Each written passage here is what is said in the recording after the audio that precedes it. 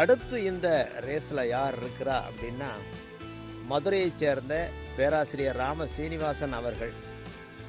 ஏன்னு சொன்னால், இப்போ டிவி விவாதங்கள் எல்லாம் பார்க்குறோம். எதுலேயுமே அவர் வைக்கக்கூடிய வாதங்கள் ஏற்றுக்கொள்ளத்தக்கதாக இருக்குது. எந்த கருத்தையும் எதிர்கொள்ளக்கூடிய தன்மை, பேசும் பக்குவம், எதிராளிக்கு கூட முகச்சொலிப்பு வராத அளவுக்கு எல்லோரையும் அனுசரித்து சென்று ஒரு விவாதங்களில் யாரையும் காயப்படாமல் கருத்துக்களை சொல்றதில் ஒரு வல்லவராக இருக்கிறார். எல்லோரையும் அரவணைத்து செல்லக்கூடிய ஒரு பக்குவமானவர்.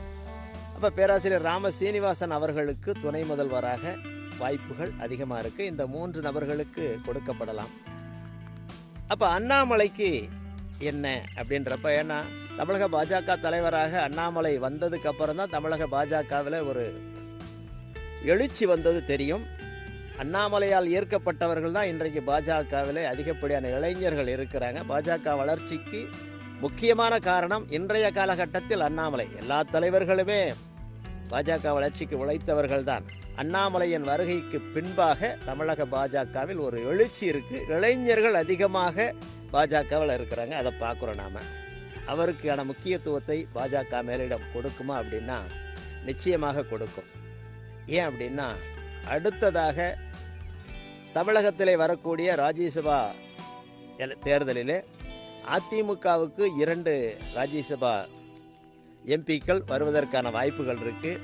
ஒன்றை அதிமுக எடுத்துக்கொண்டு இன்னொன்றை அண்ணாமலைக்கு தருவதற்கான வாய்ப்புகள் இருக்குது. இப்போ அண்ணாமலைக்கு ராஜ்யசபா சீட்டு கொடுத்து அண்ணாமலையை மத்திய அமைச்சர் ஆக்கிட்டா இங்கே சுமூகமான ஒரு அரசியல் களமாக இருக்கும்.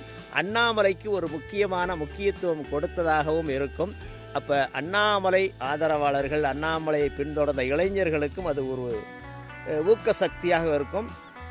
இன்றைய நிலையை விட அண்ணாமலை அவர்கள் இன்னும் வேகமாக களமாடுவதற்கு அவருக்கு ஒரு உந்து சக்தியாகவும் இருக்கும். அப்போ நிச்சயமாக இதுதான் நடக்கும். அண்ணாமலை அவர்கள் ராஜ்யசபா எம்பியாகி மத்திய அமைச்சராகி விடுவார். தமிழகத்திலே அதிமுக கூட்டணி ஆட்சி அமைக்கும் பட்சத்திலே எடப்பாடியார் முதலமைச்சராகவும், பேராசிரியர் ராம சீனிவாசன் அவர்கள் அல்லது நயினார் நாகேந்திரன் அவர்கள் அல்லது தமிழிசை சவுந்தரராஜன் அவர்கள், இந்த மூவரில் யாராவது ஒருவர் துணை முதலமைச்சராக பொறுப்பேற்கவும் வாய்ப்புகள் அதிகமாக இருக்குது. அதை நோக்கித்தான் இன்றைய அரசியல் களம் நகர்ந்துக்கிட்டு இருக்கு.